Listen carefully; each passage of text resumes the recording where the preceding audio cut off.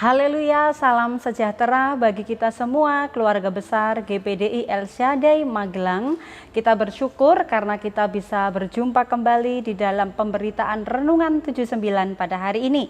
Kita akan sama-sama membaca dan merenungkan firman Tuhan di dalam kitab Keluaran pasal 29 ayat 1. Keluaran 29 ayat 1, demikianlah bunyi firman Tuhan. Inilah yang harus kau lakukan kepada mereka untuk menguduskan mereka, supaya mereka memegang jabatan imam bagiku. Ambillah seekor lembu jantan muda dan 2 ekor domba jantan yang tidak bercela. Nah, judul di dalam perikop Alkitab kita adalah di sini dikatakan mengenai pentahbisan Harun dan anak-anaknya. Tuhan memberikan perintah kepada orang-orang yang akan melantik Harun dan anak-anaknya untuk menjadi seorang imam. Nah, di dalam pembacaan kita akan mengambil tema dari ayat ini, yaitu saya memberikan tema panggilan khusus. Harun dan anak-anaknya, mereka memiliki panggilan sebagai seorang imam, di mana pekerjaan mereka adalah berhubungan dengan keimaman, berhubungan dengan pelayanan di bait Allah. Dan berbicara mengenai panggilan ini adalah tiap-tiap orang memiliki panggilannya masing-masing untuk dikerjakan, untuk dikembangkan. Dan panggilan di sini berbicara tentang panggilan hidup. Kalau Harun dan anak-anaknya, Tuhan telah tetapkan memiliki panggilan khusus menjadi seorang imam, di mana dia pekerjaannya adalah melayani Tuhan, melayani jemaat Tuhan yang ada di bait Allah.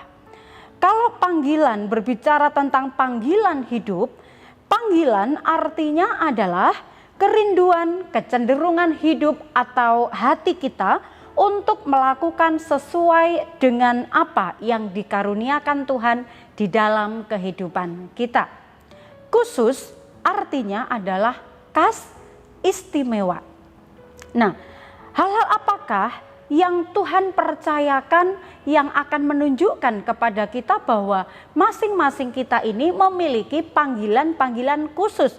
Kalau panggilan berbicara tentang panggilan hidup, ini ada satu contoh misalnya tentang minat, kesukaan, hobi, ya, atau juga kerinduan kita untuk kita lakukan, dan itu dapat nampak secara jelas bahwa kesukaannya di sana, kerinduannya di sana, atau hobinya di sana. Ya, dan itu adalah merupakan sebuah anugerah yang telah Tuhan berikan kepada tiap-tiap orang. Tentunya itu berbeda. Panggilan saya berbeda, panggilan Bapak Ibu berbeda, tetapi yang menjadi sebuah hal yang sangat penting bagi kita, panggilan khusus yang Tuhan karuniakan kepada kita, itu adalah anugerah yang harus kita lakukan dengan sebaik-baiknya. Kalau dalam pembacaan ini kita melihat bahwa panggilan daripada Harun, dia adalah seorang imam, maka kita boleh belajar apa yang menjadi panggilan khusus di dalam kehidupan kita. Apa panggilan khusus yang Tuhan taruh supaya kita kerjakan dengan baik. Dalam 1 Petrus 2 ayat yang ke-9, dalam 1 Petrus 2 ayat yang ke-9, di sana firman Tuhan berkata, tetapi kamulah bangsa yang terpilih, imamat yang rajani, bangsa yang kudus, umat kepunyaan Allah sendiri, supaya kamu memberitakan perbuatan-perbuatan yang besar dari Dia yang telah memanggil kamu keluar dari kegelapan kepada terangnya yang ajaib.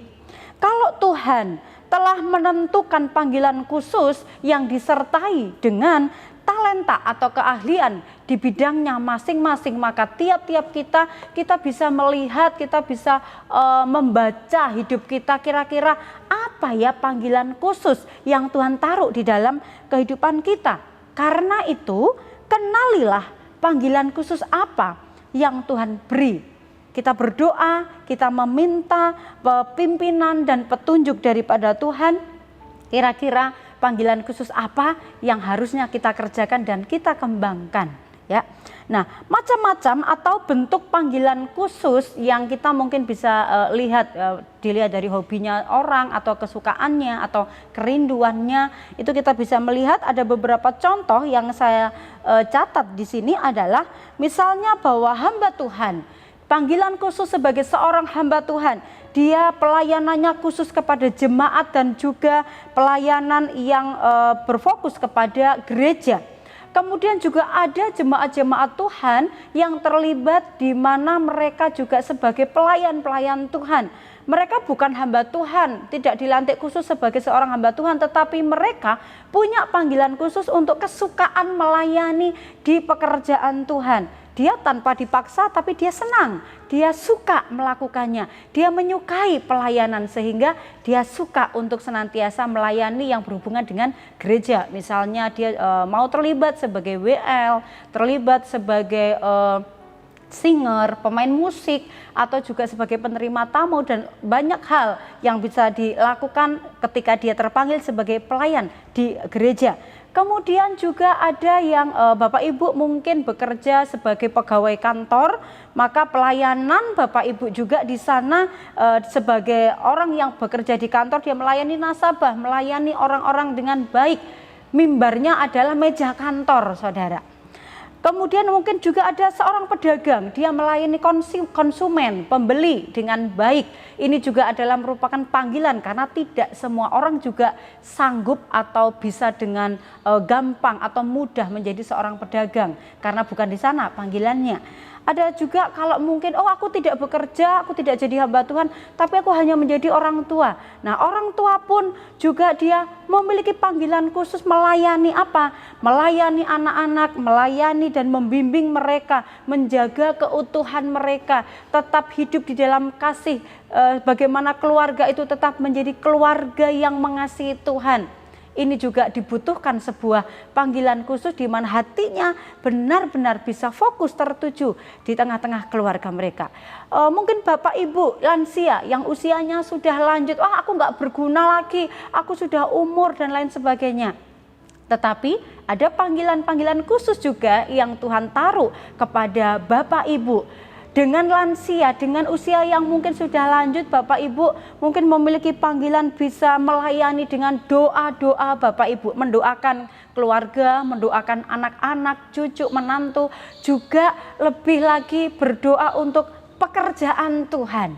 Ini adalah pelayanan yang tidak terlihat, tetapi ini juga sangat besar pengaruhnya bagi pekerjaan Tuhan, juga bagi keluarga, bagi anak-anak, Bapak Ibu semuanya. Nah, dalam panggilan khusus ini kita dapat mengerjakan dimanapun kita ditempatkan oleh Tuhan itu sebagai mimbar kita.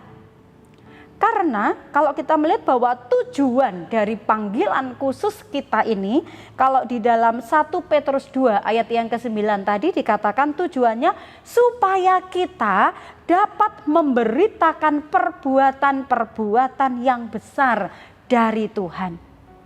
Apa yang kita kerjakan ketika kita mengerjakan panggilan khusus itu dengan sungguh-sungguh, dengan tujuan supaya nama Tuhan dipermuliakan lewat pelayanan kita, maka kita percaya bahwa dimanapun Tuhan tempatkan kita untuk mengerjakan panggilan khusus ini, maka itu akan menjadi berkat, itu akan menjadi sesuatu yang baik yang bisa diterima oleh orang-orang yang ada di luar sana maupun orang-orang yang ada di sekitar kita.